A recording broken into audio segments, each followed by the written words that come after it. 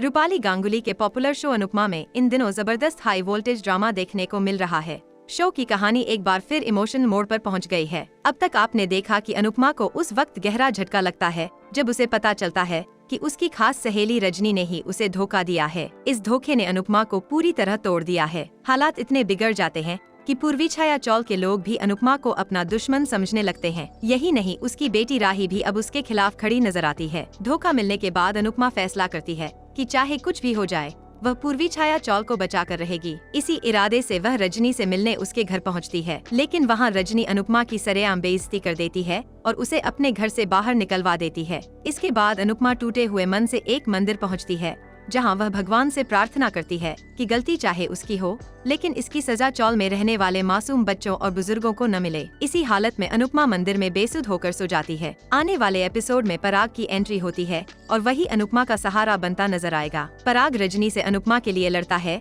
और उसे साफ साफ कहता है कि असली धोखा तो उसने दिया था, फिर अनुपमा से बदला क्यों लिया जा रहा है। रजनी इस पर कहती है कि अनुपमा जरूरत से ज्यादा अच्छी बनने की कोशिश करती है। पराग रजनी को जमकर सुनाता है और कहता है कि बहुत जल्द उसे समझ आएगा कि अनुपमा किस मिट्टी की बनी है। दूसरी ओर पाखी और तोशु मिलकर अपनी ही माँ का मजाक उड़ाते नजर आते हैं। तोशु कहता है कि मम्मी किचन में भले ही परफेक्ट हों, लेकिन पढ़ाई लिखाई में आज भी अनपढ़ हैं। उनकी बातें सुनकर बापूजी भड़क जाते हैं और कहते हैं कि अनुपमा ने जिंदगी की सबसे बड़ी गलती तोशु और पाखी को जन्म देकर की। शो में आगे देखने को मिलेगा कि राही भी पूरे परिवार के साथ मिलकर अनुपमा के खिलाफ खड़ी होगी और उसे खरी खोटी सुनाएगी।